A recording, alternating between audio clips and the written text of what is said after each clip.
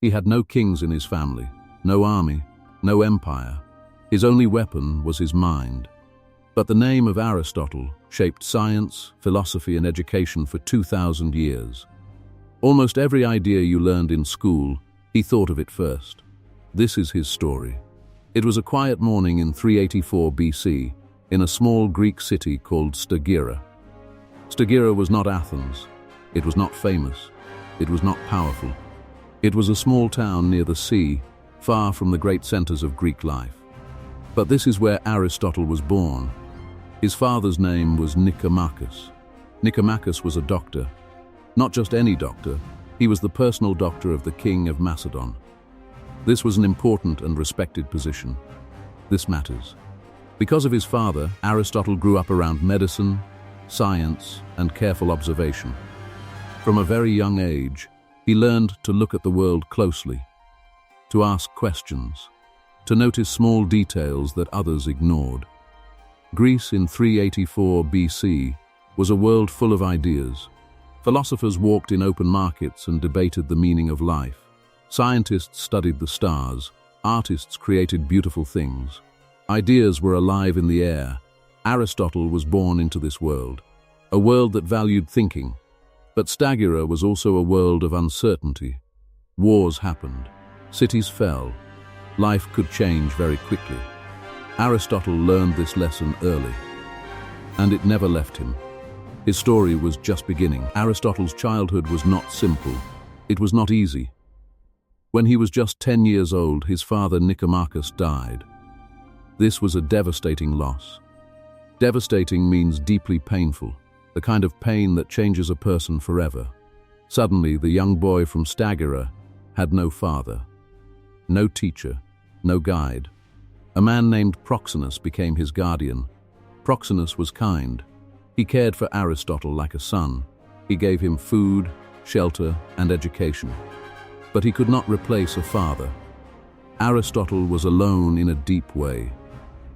The kind of alone that lives inside your chest. But something interesting happened. Instead of becoming sad and closed, Aristotle became curious.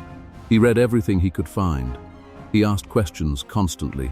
He watched the world around him, birds, insects, plants, people, with wide, hungry eyes. It was a warm afternoon in Stagira when young Aristotle first held a book of philosophy. He read it slowly. Then he read it again. Something woke up inside him. He wanted to understand everything, not just some things, everything. At 17 years old, Proxenus made a decision that would change history. He sent Aristotle to Athens, the greatest city of ideas in the ancient world. Athens, the city of Plato, the city of knowledge. Aristotle was ready. Athens was enormous. Athens was loud. Athens was alive. For a quiet boy from a small town, it was overwhelming. Overwhelming means almost too much to experience at once. But Aristotle did not hide. He walked straight into the greatest school in the ancient world. It was called the Academy. And it was run by the most famous philosopher alive, Plato. Plato was brilliant. Plato was poetic. Plato believed that the real world was not the world we see. He believed true reality lived in ideas, perfect, invisible, eternal ideas. Aristotle listened carefully. He respected Plato deeply. But then, something extraordinary happened. Aristotle disagreed. Not rudely, not angrily, but clearly and honestly. He believed the real world was exactly what we can see, touch, and measure. He believed truth lives in observation, in evidence, in careful study of real things. This was his gift, his extraordinary gift. While others accepted the words of great men, Aristotle questioned them. He looked with his own eyes. He thought with his own mind. It was a bright afternoon in Athens when a young Aristotle first stood up and challenged an idea that everyone else accepted. The room went quiet. This young man from Stagira was different. Everyone could feel it. His mind was unlike any other. Aristotle stayed at the Academy for 20 years, 20 long, rich, beautiful years. He learned, he taught, he wrote, he debated. He became Plato's most brilliant student. Some said he was even greater than his teacher. But then, everything changed. In 347 BC, Plato died. The academy needed a new leader. Aristotle was the obvious choice. He was the smartest. He was the most experienced. He had given 20 years of his life to this place. But the academy did not choose him. They chose someone else. Why? Because Aristotle was not fully Greek. He was from Stagira, a city with strong connections to Macedon. And Macedon was becoming powerful, dangerously powerful. Greece was afraid of Macedon. And so, Athens was becoming afraid of Aristotle. He was brilliant, but he was an outsider. And in a world of politics and fear, brilliance is not always enough. Aristotle left Athens, not with anger, not with bitterness, but with quiet dignity. Dignity means carrying yourself with calm strength, even when life is unfair. He had lost something important: his home, his community, his place. But my friends, losing one door sometimes leads you to a much greater one. Aristotle was about to discover his true purpose. Aristotle left Athens and traveled to a small city called Assos. It was across the sea, in a place we now call Turkey. He was not famous there. He was not celebrated. He was simply a philosopher without a home, without a school, without a clear future. For a man who had spent 20 years at the center of the greatest intellectual community in the world, this was deeply painful. Intellectual means related to thinking and the life of the mind. He had lost his teacher. He had lost his school. He had lost Athens. And there was something else, something more personal. While in Assos, Aristotle fell in love. Her name was Pythias. She was kind, intelligent, and beautiful. They married. They were happy together. For a short time, life felt full again. But happiness, my friends, does not always last. Pythias became ill. She suffered for a long time. And then she died. Aristotle lost her. The woman he loved, gone. He was alone again, deeply alone. The kind of alone that no amount of philosophy can fix. He grieved quietly. He did not write about his pain publicly. But those who knew him said he was never quite the same again. He had lost his father young. He had lost his teacher. He had lost his city. Now he had lost his wife. Some people break under this much loss. Aristotle did not break, but he was close. It was a cool morning in 343 BC in the royal city of Pella, Macedon. A messenger arrived at Aristotle's door. The message was short, but it changed everything. King Philip II of Macedon, one of the most powerful kings in the world, was inviting Aristotle to his palace. Not as a guest, not as a visitor, as a teacher. Philip had a son, a 13-year-old boy, and Philip believed this boy was extraordinary. He wanted the greatest mind in the world to teach him. That boy's name was Alexander. One day the world would call him Alexander the Great. Aristotle traveled to Pella. He walked into the royal palace, and he met the boy who would conquer the world.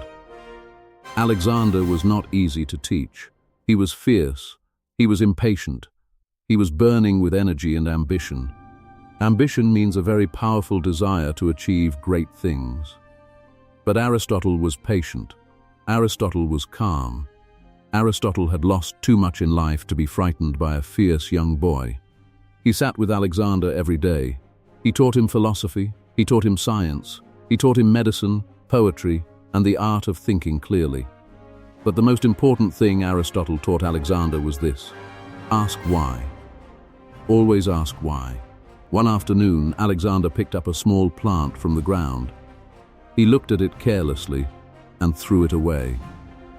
Aristotle stopped him. "Look at it again," he said quietly. "Really look." Alexander looked. He saw the roots, the structure, the tiny details. "Everything has a reason," Aristotle told him. "Nothing exists without a purpose." Alexander never forgot that lesson. Years later, When Alexander conquered new lands, he sent plants, animals, and scientific specimens back to Aristotle for study. Even a world conqueror remembered his teacher's words. In that quiet royal garden, something extraordinary was born. Not just a great student, a great friendship between two of history's greatest minds. Aristotle spent several years in Macedon. They were good years, productive years, full years. He taught Alexander, he wrote, he observed, he collected specimens of plants and animals. He studied the natural world with the same hunger he had as a small boy in Stagira. But Aristotle had a bigger dream. He had always had a bigger dream. He wanted his own school. It was a warm morning in 335 BC when Aristotle finally returned to Athens, the city that had once rejected him, the city that had chosen someone else over him. He returned not with bitterness. He returned with purpose. He founded his own school. He called it the Lyceum. The Lyceum was different from Plato's academy. It was not a place of abstract ideas floating in the air. It was a place of real investigation, real observation, real science. Aristotle and his students walked while they talked. They moved through gardens, observing plants and animals. They collected data. They organized knowledge. They built the first great library in Athens. They studied everything: biology, physics, politics, ethics, poetry, logic, theater, psychology. Ethics means the study of right and wrong. Logic means the science of correct thinking. Aristotle was not just teaching ideas, he was building a system, a complete system for understanding the entire world. My friends, this was his moment. After all the loss, after all the pain, he was finally exactly where he was meant to be. It was a bright afternoon in Athens, around 330 BC. The Lyceum was full of life. Students walked in the gardens, books filled the shelves. The sound of debate and discussion filled every room. And at the center of it all, Aristotle. He was writing, always writing, with extraordinary speed and clarity. Clarity means expressing ideas in a way that is perfectly clear and easy to understand. In these years, Aristotle produced something the world had never seen before. He did not just write one book. He did not just explore one subject. He wrote about everything. He wrote about the stars and the planets. He wrote about plants and animals. He wrote about the human body and the human mind. He wrote about governments and how they should work. He wrote about friendship, happiness, and the meaning of a good life. He wrote about theater, poetry, and the power of stories. He created the first system of logic, a set of rules for thinking correctly. This system was so powerful that scientists and philosophers used it for 2,000 years. He studied more than 500 species of animals. He described their bodies, their behaviors, their differences. He was the world's first great biologist. Biologist means a scientist who studies living things. But perhaps his greatest achievement was this: he organized all human knowledge into categories. Before Aristotle, knowledge was scattered, random, confused. After Aristotle, knowledge had shape, structure, order. He essentially created the map of human understanding. Students came from all over Greece to learn from him. His ideas traveled further, to Persia, to Egypt, to Rome, to the entire ancient world. This quiet boy from Stagira, this outsider, this man who had lost everything. He had become the teacher of the entire world. My friends, this was the peak, the extraordinary, impossible, beautiful peak of one human life. But nothing lasts forever, not even greatness. It was a grey evening in Athens, 323 BC. A messenger arrived at the Lyceum with devastating news. Alexander the Great was dead. He had conquered Persia, Egypt, and lands as far as India. He had built the largest empire the ancient world had ever seen. And then, at just 32 years old, he was gone. Athens erupted. The city had feared Alexander's power for years, and now that he was dead, that fear turned into anger. And that anger turned toward Aristotle. Because Aristotle had taught Alexander. Because Aristotle had connections to Macedon. Because Aristotle was still, after all these years, an outsider. The people of Athens accused him of impiety. Impiety means showing disrespect toward the gods, a very serious crime in ancient Greece. Aristotle knew what this accusation really meant. It was not about religion. It was about politics. It was about fear. He remembered what had happened to Socrates. The great philosopher Socrates had also been accused of impiety, and Athens had killed him. Aristotle made a quiet, dignified decision. He would not stay. He would not fight. He would not give Athens the chance to sin twice against philosophy. He left the city. He traveled to his mother's homeland, a place called Chalcis. He was old now. He was tired. He was alone again. But he left with his mind intact, his work complete, his legacy secure. Aristotle died in Chalcis in 322 BC. He was 62 years old. He left behind something extraordinary, something no single person had ever created before. He left behind a complete map of human knowledge. His writings covered logic, biology, physics, ethics, politics, poetry, psychology, and philosophy. Many of his books survived for thousands of years. They were translated into Arabic, Latin, Persian, and many other languages. During the Middle Ages, the long period between ancient and modern history, European universities were built around Aristotle's ideas. His logic was the foundation of scientific thinking. His ethics shaped how people thought about right and wrong. His politics influenced how governments were designed. The great Islamic scholars of Baghdad and Cordoba studied Aristotle deeply. They preserved his works when much of ancient knowledge was lost.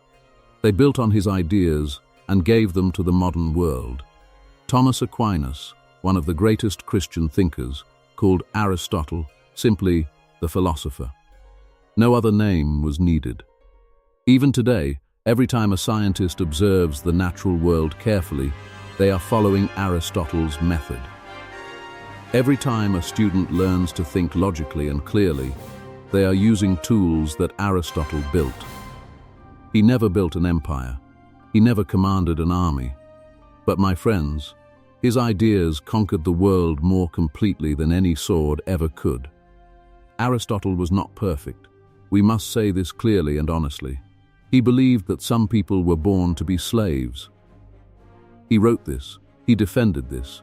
This is deeply wrong, and it caused real harm across many centuries.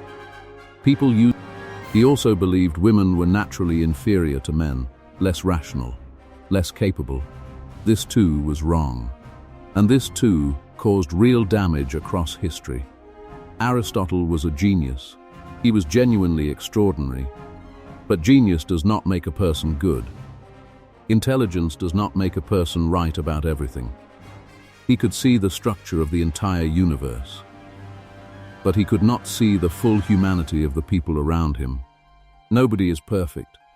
Aristotle was deeply human, and that is part of what makes his story so powerful and so important to remember honestly. What can we learn from the life of Aristotle? The first lesson is this: curiosity is a superpower. Aristotle had no laboratory, no computer, no modern technology. He had only his eyes, his mind, and his hunger to understand. That was enough to change the world. The second lesson is this: loss does not have to destroy you. Aristotle lost his father. He lost his teacher. He lost his wife. He lost his city. Every time he stood up again. Every time he kept moving forward. The third lesson is this: being an outsider can be a gift. Aristotle was never fully accepted in Athens, but that distance gave him a different perspective. Perspective means the ability to see things in a new and fresh way. He saw what insiders could not see. The fourth lesson is this: Ask why. Always ask why. Do not accept the world as it is simply because others have accepted it before you. Look closely, question carefully, think honestly. Aristotle did not change the world by being powerful. He changed the world by paying attention. My friends, that is something every single one of us can do. Starting today, Aristotle spent his entire life learning. He never stopped. Even in his final years, alone in Chalcis, he was still writing, still thinking, still asking questions. And you, my friends, you are doing the same thing right now. You are learning English. This is not a small thing. This is a brave and beautiful thing. Every story you listen to, you are building something inside yourself. Every new word you understand is a small victory. Every minute you spend listening, even when it is difficult, is a step forward. Aristotle started in a small town with no advantages. He lost people he loved. He was rejected by the city he gave his life to. But he never stopped learning. Never. You are on the same kind of journey, not to conquer the world, but to open it. Every word of English you learn opens a new door. And my friends, you are already walking through it. If this story touched you, please like this video and subscribe to Story World English for more beautiful stories like this one. Leave a comment below. Tell me which part of Aristotle's story moved you the most. He never stopped asking questions. Neither should you.